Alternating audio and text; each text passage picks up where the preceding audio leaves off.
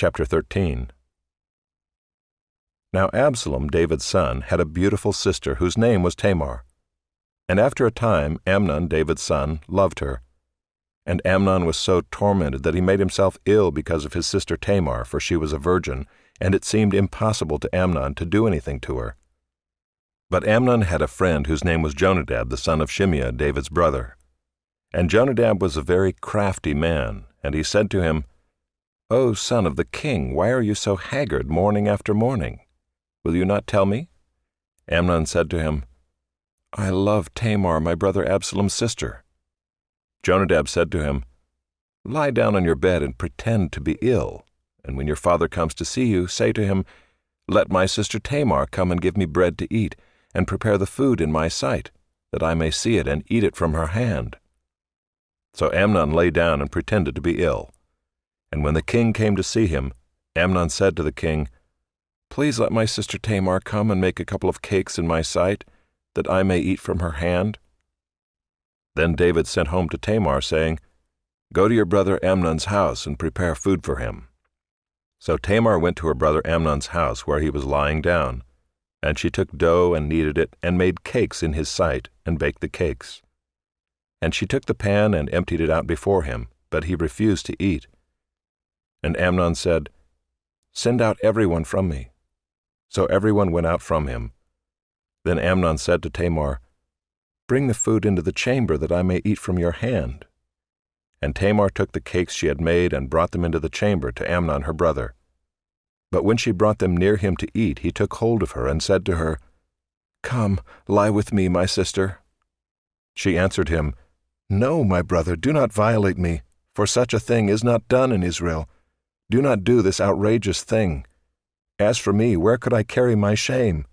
And as for you, you would be as one of the outrageous fools in Israel. Now therefore, please speak to the king, for he will not withhold me from you." But he would not listen to her, and being stronger than she, he violated her and lay with her.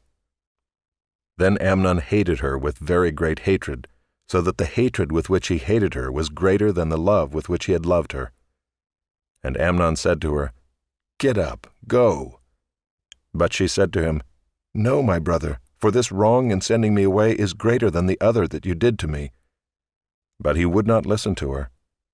He called the young man who served him and said, "Put this woman out of my presence and bolt the door after her." Now she was wearing a long robe with sleeves, for thus were the virgin daughters of the king dressed. So his servant put her out and bolted the door after her. And Tamar put ashes on her head and tore the long robe that she wore. And she laid her hand on her head and went away, crying aloud as she went. And her brother Absalom said to her, "Has Amnon your brother been with you? Now hold your peace, my sister. He is your brother. Do not take this to heart." So Tamar lived, a desolate woman, in her brother Absalom's house. When King David heard of all these things, he was very angry. But Absalom spoke to Amnon neither good nor bad, for Absalom hated Amnon because he had violated his sister Tamar. After 2 full years, Absalom had sheep shearers at Baal-Hazor, which is near Ephraim, and Absalom invited all the king's sons. And Absalom came to the king and said, "Behold, your servant has sheep shearers. Please let the king and his servants go with your servant." But the king said to Absalom, "No, my son, let us not all go, lest we be burdensome to you." He pressed him, but he would not go, but gave him his blessing. Then Absalom said, "If not, please let my brother Amnon go with us." And the king said to him, "Why should he go with you?" But Absalom pressed him until he let Amnon and all the king's sons go with him. Then Absalom commanded his servants, "Mark when Amnon's heart is merry with wine, and when I say to you, 'Strike Amnon,' then kill him. Do not fear. Have I not commanded you? Be courageous and be valiant." So the servants of Absalom did to Amnon as Absalom had commanded. Then all the king's sons arose, and each mounted his mule and fled. While they were on the way, news came to David, "Absalom has struck down all the king's sons, and not one of them is left." Then the king arose and tore his garments and lay on the earth. And all his servants who were standing by tore their garments. But Jonadab the son of Shimeah, David's brother, said, Let not my lord suppose that they have killed all the young men, the king's sons, for Amnon alone is dead. For by the command of Absalom this has been determined from the day he violated his sister Tamar. Now therefore let not my lord the king so take it to heart as to suppose that all the king's sons are dead, for Amnon alone is dead. But Absalom fled, and the young man who kept the watch lifted up his eyes and looked, and behold, many people were coming from the road behind him by the side of the mountain. And Jonadab said to the king, Behold, the king's sons have come, as your servant said, so it has come about. And as soon as he had finished speaking, behold, the king's sons came and lifted up their voice and wept. And the king also and all his servants wept very bitterly. But Absalom fled and went to Talmai, the son of Ammihud, king of Geshur. And David mourned for his son day after day. So Absalom fled and went to Geshur and was there 3 years. And the spirit of the king longed to go out to Absalom, because he was comforted about Amnon, since he was dead. Chapter 14. Now Joab the son of Zeruiah knew that the king's heart went out to Absalom. And Joab sent to Tekoa and brought from there a wise woman and said to her, Pretend to be a mourner and put on mourning garments. Do not anoint yourself with oil, but behave like a woman who has been mourning many days for the dead. Go to the king and speak thus to him. So Joab put the words in her mouth. When the woman of Tekoa came to the king, she fell on her face to the ground and paid homage and said, Save me, O king. And the king said to her, What is your trouble? She answered, Alas, I am a widow, my husband is dead. And your servant had 2 sons, and they quarreled with one another in the field. There was no one to separate them, and one struck the other and killed him. And now the whole clan has risen against your servant, and they say, Give up the man who struck his brother, that we may put him to death for the life of his brother whom he killed. And so they would destroy the heir also. Thus they would quench my coal that is left, and leave to my husband neither name nor remnant on the face of the earth. Then the king said to the woman, Go to your house, and I will give orders concerning you. And the woman of Tekoa said to the king, On me be the guilt, my lord the king, and on my father's house. Let the king and his throne be guiltless. The king said, If anyone says anything to you, bring him to me, and he shall never touch you again. Then she said, Please let the king invoke the Lord your God, that the avenger of blood kill no more, and my son be not destroyed. He said, As the Lord lives, not one hair of your son shall fall to the ground. Then the woman said, Please let your servant speak a word to my lord the king. He said, Speak. And the woman said, Why then have you planned such a thing against the people of God? For in giving this decision the king convicts himself, inasmuch as the king does not bring his banished one home again. We must all die. We are like water spilled on the ground, which cannot be gathered up again. But God will not take away life, and he devises means so that the banished one will not remain an outcast. Now I have come to say this to my lord the king, because the people have made me afraid, and your servant thought, I will speak to the king. It may be that the king will perform the request of his servant. For the king will hear and deliver his servant from the hand of the man who would destroy me and my son together from the heritage of God. And your servant thought, The word of my lord the king will set me at rest. For my lord the king is like the angel of God to discern good and evil. The Lord your God be with you. Then the king answered the woman, Do not hide from me anything I ask you. And the woman said, Let my lord the king speak.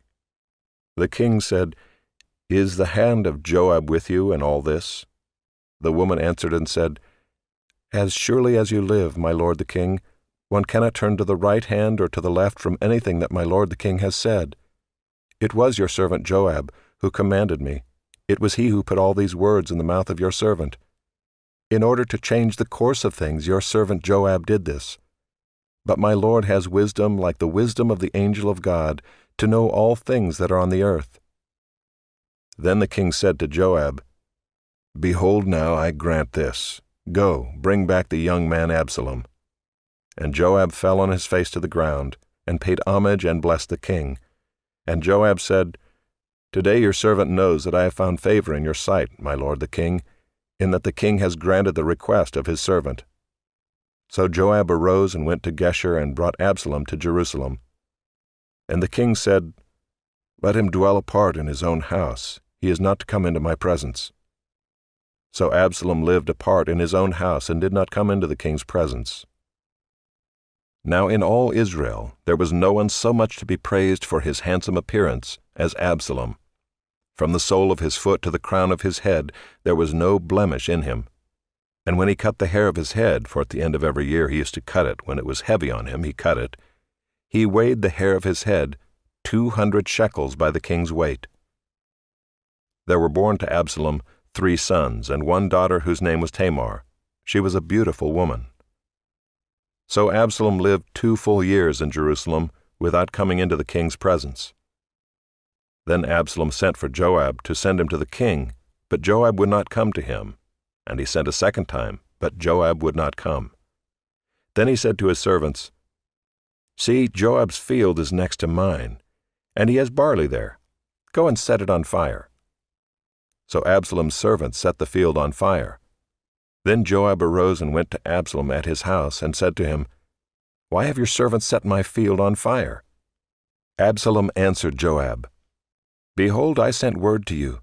Come here that I may send you to the king to ask, Why have I come from Geshur? It would be better for me to be there still.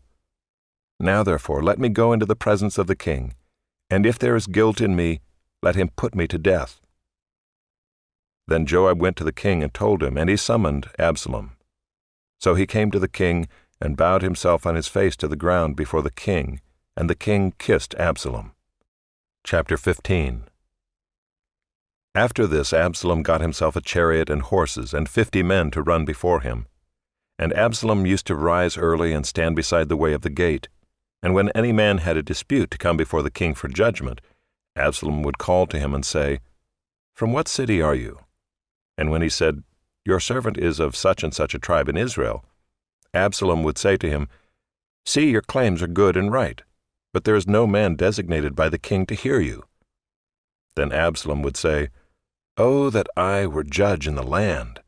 Then every man with a dispute or cause might come to me, and I would give him justice." And whenever a man came near to pay homage to him, he would put out his hand and take hold of him and kiss him. Thus Absalom did to all of Israel who came to the king for judgment. So Absalom stole the hearts of the men of Israel. And at the end of 4 years Absalom said to the king, "Please let me go and pay my vow which I have vowed to the Lord in Hebron. For your servant vowed a vow while I lived at Geshur in Aram, saying, If the Lord will indeed bring me back to Jerusalem, then I will offer worship to the Lord." The king said to him, "Go in peace." So he arose and went to Hebron. But Absalom sent secret messengers throughout all the tribes of Israel, saying, "As soon as you hear the sound of the trumpet, then say, Absalom is king at Hebron." With Absalom went 200 men from Jerusalem who were invited guests, and they went in their innocence and knew nothing. And while Absalom was offering the sacrifices, he sent for Ahithophel the Gilonite, David's counselor, from his city Gilo. And the conspiracy grew strong, and the people with Absalom kept increasing. And a messenger came to David, saying, "The hearts of the men of Israel have gone after Absalom." Then David said to all his servants who were with him at Jerusalem, "Arise and let us flee, or else there will be no escape for us from Absalom. Go quickly, lest he overtake us quickly and bring down ruin on us and strike the city with the edge of the sword." And the king's servants said to the king, "Behold, your servants are ready to do whatever my lord the king decides." So the king went out and all his household after him, and the king left 10 concubines to keep the house. And the king went out and all the people after him, and they halted at the last house. And all his servants passed by him, and all the Kerethites and all the Pelethites, and all the 600 Gittites who had followed him from Gath passed on before the king. Then the king said to Ittai the Gittite, "Why do you also go with us? Go back and stay with the king, for you are a foreigner and also an exile from your home. You came only yesterday, and shall I today make you wander about with us, since I go I know not where? Go back and take your brothers with you, and may the Lord show steadfast love and faithfulness to you." But Ittai answered the king, As the Lord lives, and as my lord the king lives, wherever my lord the king shall be, whether for death or for life, there also will your servant be. And David said to Ittai, Go then, pass on. So Ittai the Gittite passed on with all his men, and all the little ones who were with him. And all the land wept aloud as all the people passed by, and the king crossed the brook Kidron, and all the people passed on toward the wilderness. And Abiathar came up, and behold, Zadok came also with all the Levites, bearing the ark of the covenant of God. And they set down the ark of God until the people had all passed out of the city. Then the king said to Zadok, Carry the ark of God back into the city. If I find favor in the eyes of the Lord, he will bring me back and let me see both it and his dwelling place. But if he says, I have no pleasure in you, behold, here I am, let him do to me what seems good to him. The king also said to Zadok the priest, Are you not a seer? Go back to the city in peace with your 2 sons, Ahimaaz your son and Jonathan the son of Abiathar. See, I will wait at the fords of the wilderness until word comes from you to inform me. So Zadok and Abiathar carried the ark of God back to Jerusalem, and they remained there. But David went up the ascent of the Mount of Olives, weeping as he went, barefoot and with his head covered. And all the people who were with him covered their heads, and they went up, weeping as they went. And it was told David, Ahithophel is among the conspirators with Absalom. And David said, O Lord, please turn the counsel of Ahithophel into foolishness. While David was coming to the summit where God was worshipped, behold, Hushai the Archite came to meet him with his coat torn and dirt on his head. David said to him, If you go on with me, you will be a burden to me. But if you return to the city and say to Absalom, I will be your servant, O king, as I have been your father's servant in time past, so now I will be your servant. Then you will defeat for me the counsel of Ahithophel. Are not Zadok and Abiathar the priests with you there? So whatever you hear from the king's house, tell it to Zadok and Abiathar the priests. Behold, their 2 sons are with them there, Ahimaaz Zadok's son, and Jonathan Abiathar's son, and by them you shall send to me everything you hear. So Hushai, David's friend, came into the city just as Absalom was entering Jerusalem.